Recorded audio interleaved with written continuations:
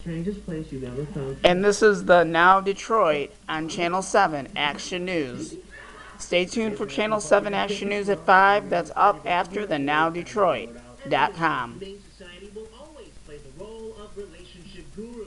Make sure you and your new pup make a lasting love connection. We try to match up people with that perfect puppy. We have personality assessments of our dogs, so if you're looking for a couch potato, we can hook you up with that. If you're a more active dog, we're certainly going to be able to match you up. It is a bit of a matchmaking game every time you come into the Humane Society. We're having all kinds of fun on the set of Puppy Love, but for millions of homeless animals, this is not a game. So if you have love to give on this National Puppy Day, why not adopt little guys like Joel? And that way we can all be winners. I'm Andy Troy. Have your pet spayed or neutered. Thank you, Andy. My family did the same thing. This is Bubba. Bubba. Yeah. Bubba likes long walks in the park, He does. soft music. I would watch that game show with Andy hosting every day. 7 Action News at 5 starts right now. Developing now in Action News at 5. A business owner frustrated after crooks sledgehammered their way into a store 3 times this year alone. The latest break-in, caught on camera. Detroit City Council President explains why she wants a pay raise, and how does she answer the important question of shared sacrifice when thousands took major financial hits in Detroit's bankruptcy. Plus a roller coaster of a forecast this week. The end of an era at Northland Center Mall. And a local mom who's feeding hungry children one batch of granola at a time. It's all new at 5. This is breaking news from the 7 Action Newsroom. First, we begin with breaking news. A 15-year-old boy shot in a home on Detroit's west side. Shopper 7 over the scene in the 7700 block of Minnock. 7 Action News reporter Jane Park is live on the scene right now with the very latest. Jane, what do you have?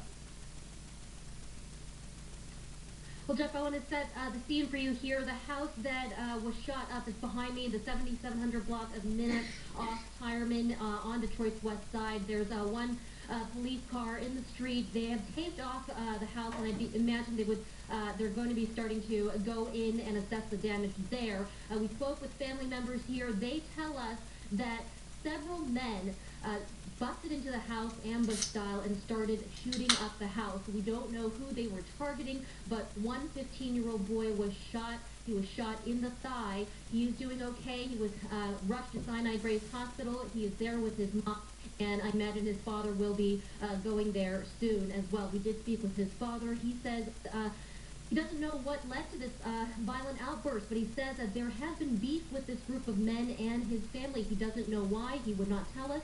But here's the thing. There was also a 1-year-old baby in the house at the time. She was in her high chair. We're told the suspects came and knocked the baby out of the high chair before they started shooting.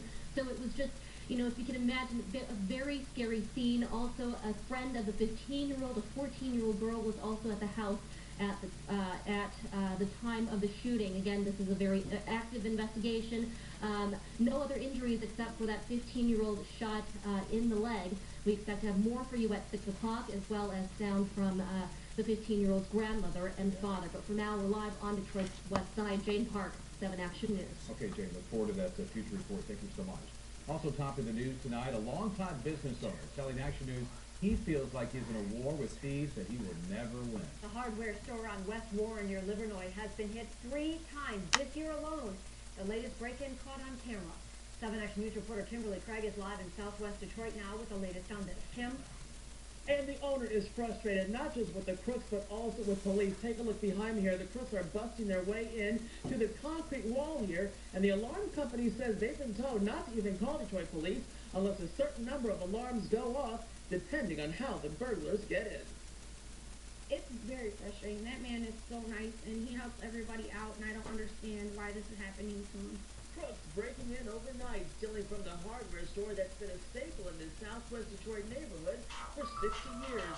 And it's just about all owner David Levinson can take. And he says he's desperate for Detroit police to catch these guys.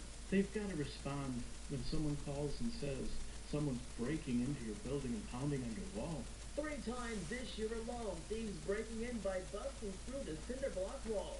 What you hear is like somebody banging on a wall really hard, and you can hear like, it's not, you can tell a sledgehammer or a big camera or an act, and you actually hear it. It woke us up in the middle of the night. The latest time, a little over a week ago, the Dabrowski family called 911. Cassandra says it seemed like it took the crooks a half hour to break in, but by the time Detroit police arrived, they were long gone, and it's costing this business owner thousands. Run out of money and I can't pay anything.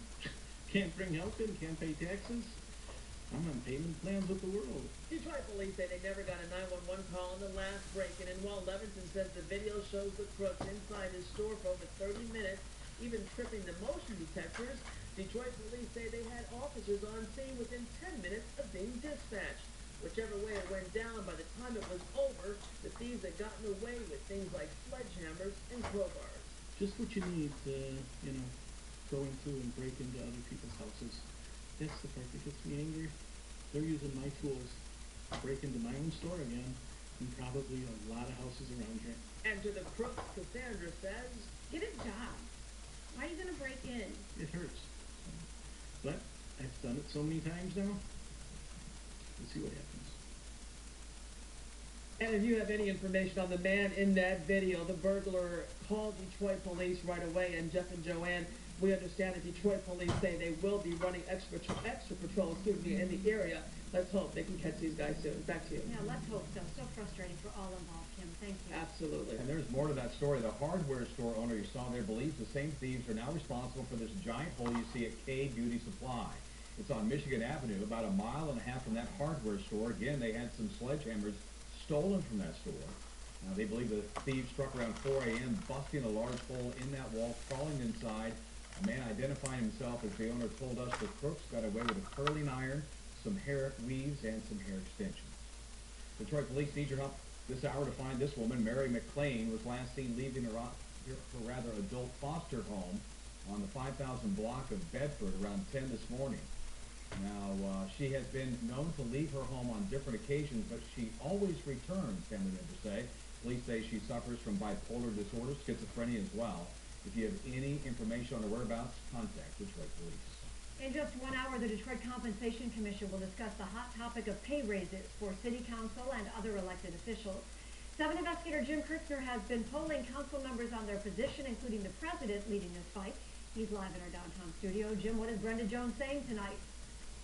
She's saying she wants a pay raise, that she's been on the council 11 years, hasn't gotten even a cost of living increase. She won't say how much she wants, but it would at least be the 10% that was cut back in 2010 before bankruptcy. Now get this, Detroit council members make $73,000 a year. She makes $80,000 as president. She's not the only one who wants more money. The 10% cut that was restored never became implemented. So that's what you want personally, is that 10%? You want more than that? No, I just want what I was promised when I ran in 2013. As of today, the city council has not taken a position as a body on whether their pay should be raised. The newest council member, Janie Ayers, would not comment, leaving the committee meeting this afternoon. Council member Scott Benson said on his way out he would support the council president. Mr. Benson, have you formed an opinion on the pay raise? The issue of shared sacrifice has been raised by many, especially when you consider 23,000 Detroit retirees got hit with huge cuts in their health care and pensions in Detroit's bankruptcy. I will continue to fight for the retirees. I lost that fight. But as a council president, I am going to stand up for myself. And if my colleagues wish for me to stand up for them because I am their leader, I will stand up for them as well. In my mind, it's a conversation that's ongoing, and whether I'm for or against, I have not made this decision. The council president pointed to this survey done by the city's human resources director that showed Detroit's elected officials are below other cities. Detroit's mayor down by 11%, city council down by 21%, council president down by 33%, and city clerk down by 43%. But as we reported, some of those other cities' numbers were dead wrong and suggest the survey was skewed in favor of a pay raise. I don't know where she received Should that be relied on if it's wrong? Again, I don't know where she got her information from, and so I cannot respond to something that someone else did. So here's where this goes from here. The Compensation Commission meets down the street at City Hall, the 13th floor, in the City Council chambers, starting at 6 o'clock. This meeting is open to the public. Live downtown in the downtown studio, Jim Kurtz, 7 Action News. And Jim, just to clarify here, the mayor is not asking for a pay raise, correct? He is not. That's the position he's taken. Okay, Jim, thank you so much. We'll have more on this tonight here on 7 Action News at 10, 11 o'clock. Well, it is the push to help fix our broken roads. Proposal 1 will be on the ballot in May. And today an informational meeting was held in Shelby Township to take those questions about what will change, if anything. One of today's presenters gave an overview of that proposal and said that she thinks we can all agree on this one thing. I'm sure that we can all agree that the roads are a mess, right? It's spring, it's pothole season. Some are better than others, but in general, that's something that everyone in Michigan agrees on. It's the road needs fixing. Proposal 1 would increase the sales tax to 7%, increase the gas tax and vehicle registration fees, and change several other fees and taxes as well, all to help fund fixing the state's crumbling roads. Well, death claims related to that GM ignition switch recall have now jumped to 10 more people. The company's compensation expert Ken Feinberg says 74 families of people who died are now eligible for payments. Last week that number was 64.